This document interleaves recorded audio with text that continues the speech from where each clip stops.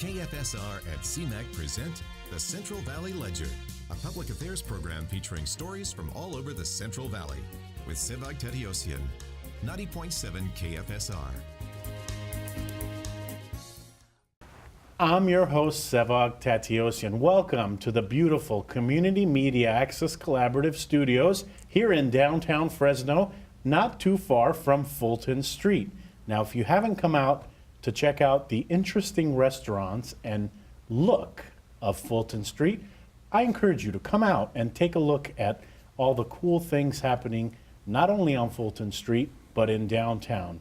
Today, I'm excited to talk to one guest that we've had on a couple of times and one that we actually haven't had on in the past, but I hope that she would come back and talk about the stuff she's working on because it's very relevant to the Valley. First, Nikiko Masumoto, welcome. Thanks so much for having me.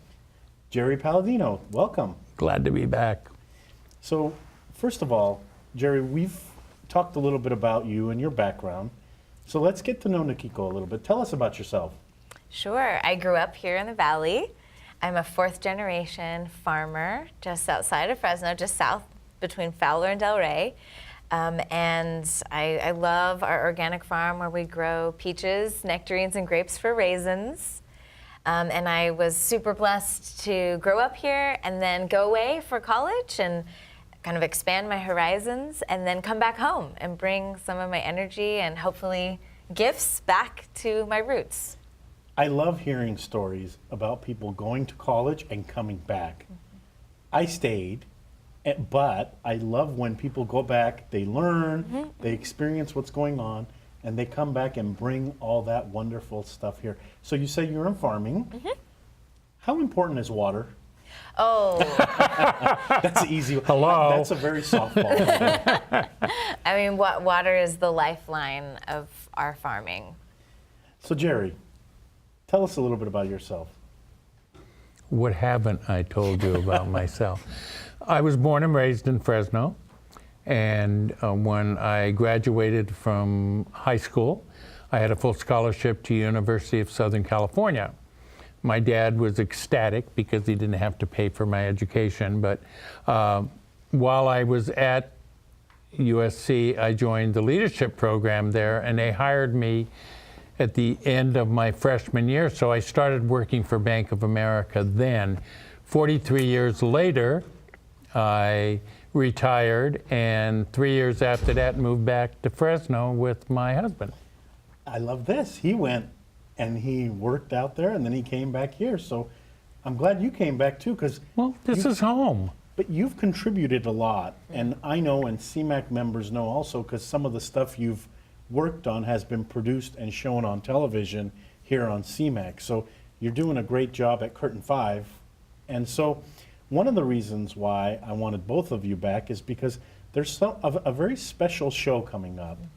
And it's a story that I know we're like bubbly right now and we're excited, but it's a serious story that happened in our history. And I remember driving by the fair and someone told me then, you know, Japanese Americans were sent there and they were caged. And I thought, wait a minute, what year was that? And it was fairly recent. And so I thought, how could we have done something like that? Then I was told about the story of the Japanese Americans. You two are partnering to tell a story. Nikiko, share a little bit. Yeah, so I'm fourth generation Yonsei. Yonsei, okay. Yes, Yonsei, meaning my great-grandparents immigrated from Japan, and my grandparents were interned, incarcerated during World War II. So the memories of that time period a really important part of our family history and the history of the Valley. So my dear friend and my creative partner, Bryn Saito, who's a new faculty member at Fresno State. Nice. She also went away and is now back in the Valley. So we started talking about 2 years ago about what we might offer our community as artists, thinking about our collective memory. What does it mean to carry on the memory of generations before? As Yonsei, we did not experience incarceration it was personally. Several generations previous to yours. Exactly. And at the same time, we both know the feeling of our grandparents' hands. And we realize that our generation was one of the last, as time passes, to know personally survivors. So it feels like we're at this pivot point in our community where we as Yonsei, we really have this opportunity and this responsibility to step into artistic work, intellectual work that is grounded in memory. Tell us the story. So if you were Japanese American, you were forced to go to somewhere and you were all housed together. I mean, that's a very brief description of what happened, but fill in the gaps. What happened?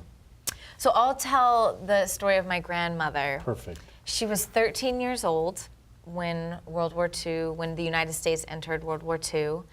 And she says that she's still alive. I'm really blessed to get to know her so well. So she tells me that on December 7th, 1941, the day that Japan attacked Pearl Harbor, she experienced that event as an American, and yet she was spit on by classmates. I'm going to interrupt you. Yeah. Jerry, listening to this story, it's unbelievable, but it happened. Sometimes we ask ourselves, how could we have done something like this? Talk about your experience, or you've heard stories, I'm sure. Well, you know, I'm Italian American. Both my parents were from Italy. But even when the Italians first came to this country, we were not looked upon so much as low class, but we were looked upon as criminals because of the mafia. Again, when I married an American Armenian. My wife was from Iran, but she was, still of Armenian heritage. The genocide, that goes back years. So humankind has done so much to bring warmth and vitality to family, but there's always been that element of racism. Mm-hmm. And it's so interesting because you mentioned the Italian story, the Armenian story, the Japanese story. It was like people looked at you differently because of where you come from. Nikiko, I want to ask you, why is this so important to you? I mean, I ask this to all of the younger generation, and I'm not stereotyping your age or anything like that. Don't misunderstand that part of it. But why continue the fight? And I ask because I get that question a lot when people ask, why do you care about the Armenian genocide so much? So for you, why do you care about this so much? You could easily go on with your life and say, that happened a long time ago, let's let it go. So there's a couple reasons.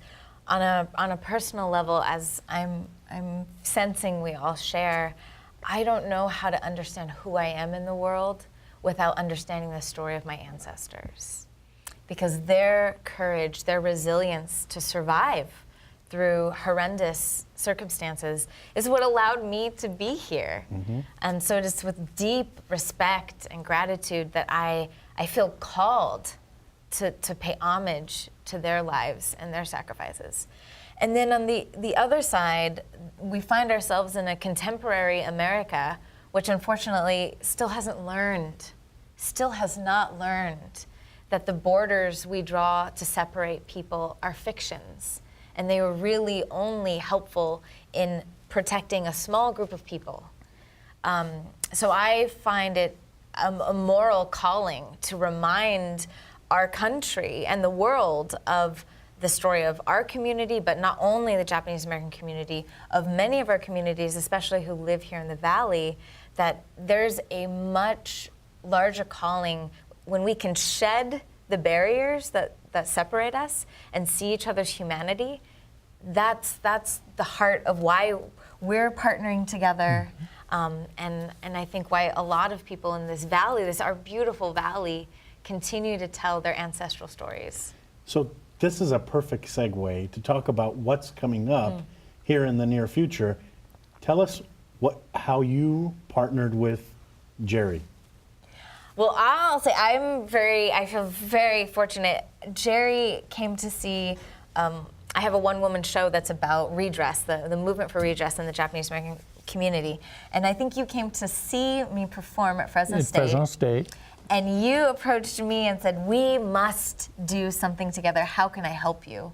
Which is just such a blessing for an artist to have someone come and help. Because the one thing that I realized, not only from Nikiko's presentation, was that she was in her own personal way sharing history of not only her family, but the family of Japanese who were incarcerated. Now, whether a race is incarcerated or not, history preserves itself by being celebrated in memory.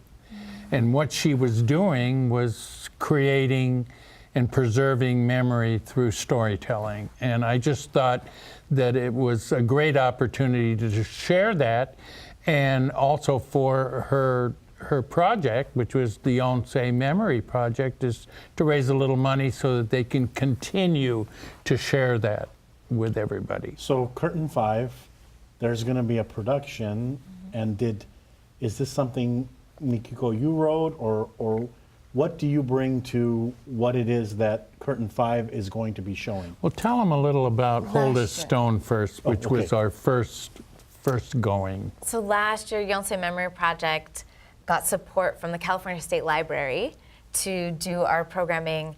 And one part of our programming, Jerry helped us with a fundraiser called Hold This Stone. And in that performance piece, I wove together with my creative partner, Bryn Saito. She's a poet, and so she's written these amazing poems, some of which are about the incarceration of our family through the perspective of a stone bearing witness. So we wove together her poetry and some of my performance work, and that's how our initial collaboration with Curtain 5 and also Fresno Soap Co. Started. So this year, we are continuing that partnership, and we have a different kind of program. Yeah, and if you can hold it up to camera number 3 there, and Storytelling for Change is what it's called, and it's going to be October 27th and November 3rd. And also October 28th and November 4th. 2 evenings, 2 matinees. And so people who come out to this thing, what should they expect? So this show is really taking the spirit of resilience and courage in telling our truths. It's taking the springboard of the Japanese American experiences and now opening it up. So we're working with a group of 14 fellows. Wow. From all over the valley, including one person who's been traveling down from Berkeley. Wow. And so each storyteller is telling a brave story from their own lives. The show is going to touch upon themes of disease, addiction, resilience. There's a couple Japanese Americans who are going to talk about their experiences during World War II. And so each story is just going to be so courageous. And so Bryn and I will be there ushering us all through the performance. And there's a couple of local artists who are also going to take part. Lee Herrick, my dad, David Masumoto, and a couple other folks are going to present during our programming as well. Sounds like a great project. How can people find out more information about it? There's a couple different ways. We are on brownpapertickets.com, and they can go to the website and purchase the tickets for that. The ticket is $25, and it's fully tax deductible because all the funds from the ticket sales I'm donating to. And that's where I wanted to jump in and make sure you emphasize. So people who come watch this performance, they're not paying for like somebody's expensive lifestyle or somebody's flashy automobile. No. They're coming, they're going to watch the show, and you're donating it all to this organization. Yes, we're donating it to, I guess, I still don't understand the relationship, but the Fresno Arts Council is the administrator of funds for the Yonsei Memory Project. all the ticket sales are donated by me to that. Last year we raised a little under $2,000. I made up the difference. This year we want to make more. The money allows Nikiko and Bryn to continue the work that they're doing with the project. And again, it's storytelling. Everybody loves a good story, but what I want people to take away from the intimacy of the moment, Fresno Soap Co., where we have this, is a small theater complex, 50 people. You've been there. Been there multiple times. It allows the girls and the storytellers to tell the stories if they were sitting right here with you. And it's great entertainment. They will walk away with something that they can remember, and they'll also be contributing to the fact that these stories will continue to be told, and they will also celebrate the lives of those that have been oppressed, not just Japanese Americans. So I don't know if it's just me, but I've noticed a lot more stories about Japanese Americans come out lately. And what I'm referencing is just across the street, Valley Public Television did a good piece on just the people impacted by the internment camps. Are you finding that too? I mean, is this becoming more publicized now, years later, or has it always been that way and I simply didn't catch on? Well, last year was an anniversary. Yeah. Maybe so talk about that. Last year was the 75th anniversary, I believe, of Executive Order 9066, which was the executive order that essentially gave the U.S. government permission from the president to imprison Japanese Americans. So I hear that, and I can't believe that in the U.S., like, this is something that you would think a third world country does, somewhere where, you know, there's no democracy does, but here in the U.S., either of you can answer this question. Do you think people know the story, or do you think that there are people out there that really don't understand the impact maybe of how many families were involved? I don't think Americans or well, Japanese were Americans. They were born and raised here. But I think the majority of the country, their fears generated this protectivism, and they just felt by taking the Japanese and putting in them camps, it would be safer for them. But in the interim, what happened was that it only fueled added racism, and it wasn't just for the Japanese, but it was for a lot of others. Look what happened to 9 million Jews. I mean, and that was planned. In fact, there was a great HBO movie that came out recently that stated just that they had a meeting of 9 Nazi meetings, and they actually planned it.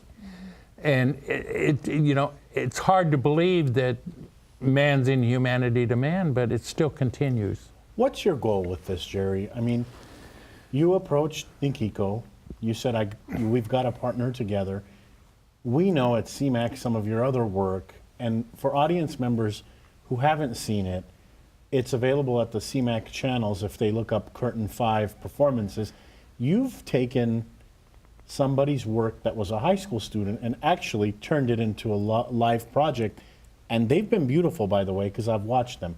What's your goal with this partnership? My goal with Curtain 5 is to celebrate intimate theater. The arts, you know, anybody who grows up with the arts, their minds are open, but the fact that I operate out of Fresno Soap Co., which is a small theater, it allows my playwrights and my associates to share storytelling on a one-to-one basis. You know, we can go to the theater and sit there with 2,000 other people and enjoy great entertainment, but there's nothing that's more entertaining than sharing it personally. And that's why I created Curtain 5 Theater Group in the first place, because I always tell my repertory actors, if you can be comfortable working in an environment where you are presenting a play or acting and you could see the faces of your audience.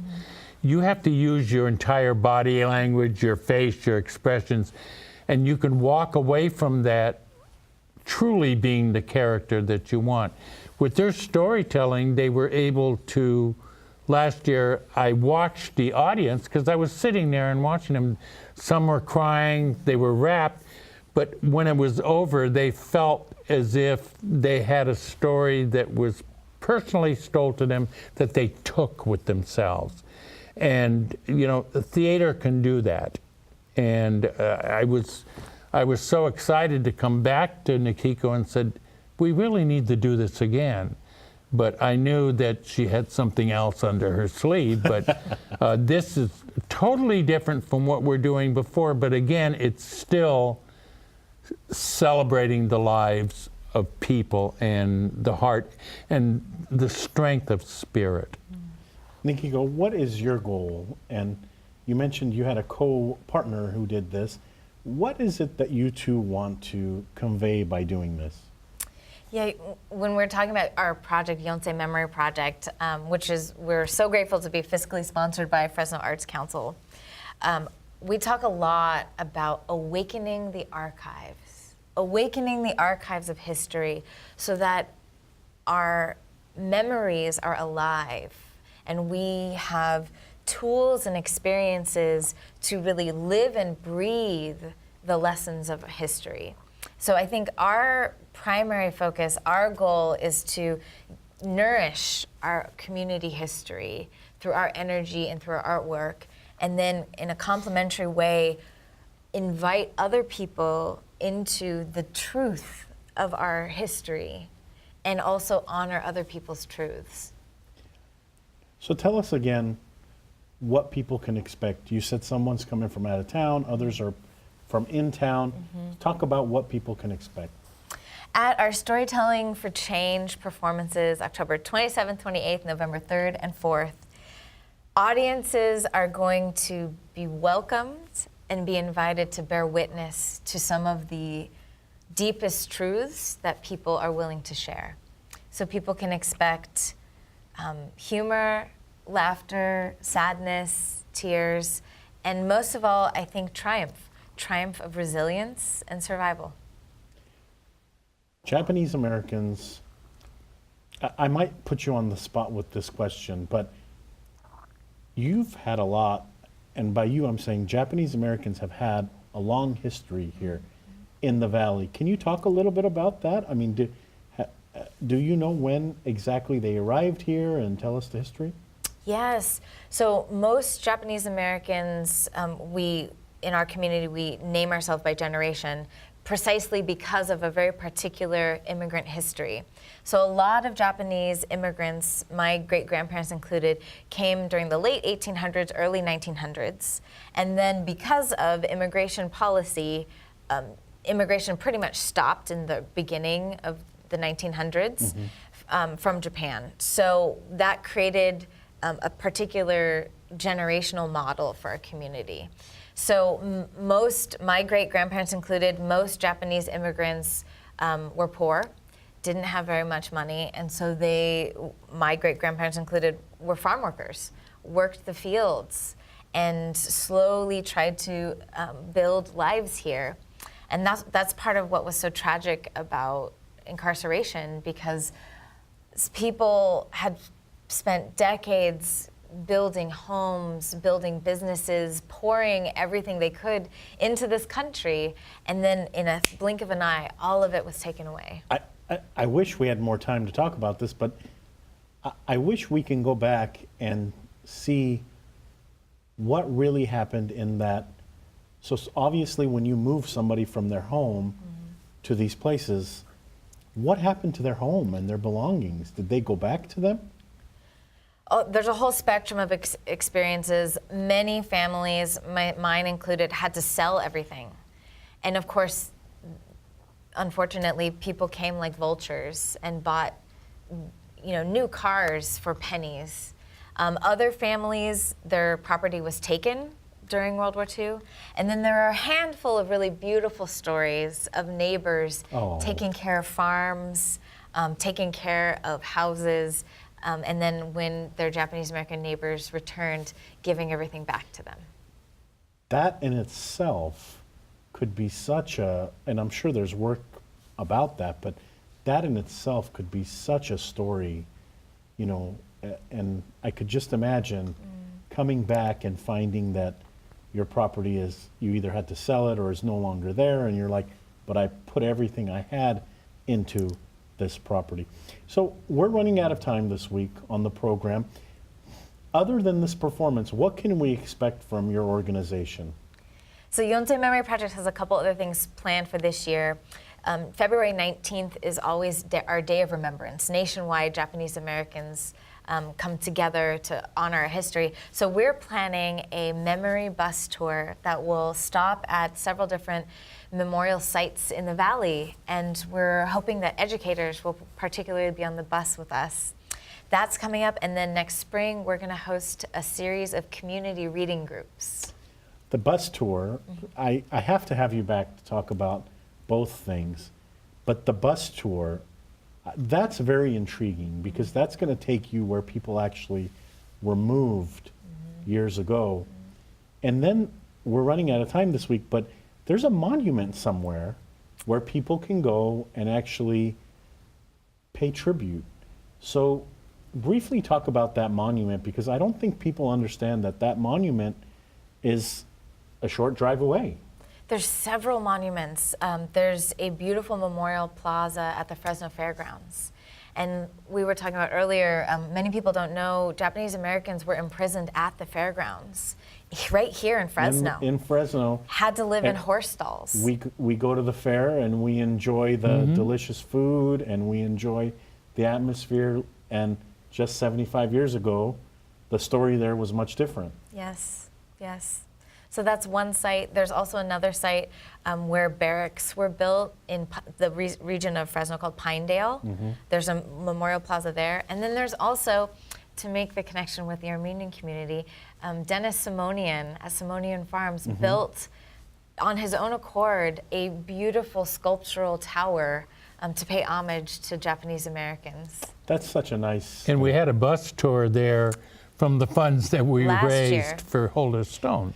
Both of you, we are out of time this week. I mean, we can go on for hours and hours talking about this stuff. I see the passion in both of your faces, and all I can say is keep doing it, because you're telling a story that needs to be told. It's a sad story, but it's also one of triumph in that despite that, I call it earthquake in the history of the Japanese Americans, they've thrived here. So thank you, both of you, for coming on the program. Thank you. Thank you so much. You're very welcome.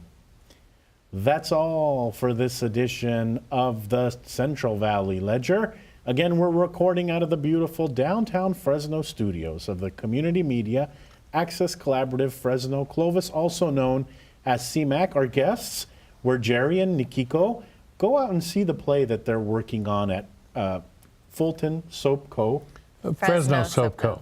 Yeah, you know why I say Fulton? I'm laughing. I know. I've been talking about the Well, Fulton I was glad Mall. to have the Fulton Mall gone and Fresno and Fulton Street back anyway. Both of you, thank you so much for being here. Take care. Thank you to Gary Johnson, who directed this program, and thank you to Henry Flores for being assistant producer today. Thank you also to those watching this broadcast on KFSR 90.7 FM and CMAC, Comcast 93 and AT&T 99. We hope you enjoyed the program this week. Tune in next week to a new edition.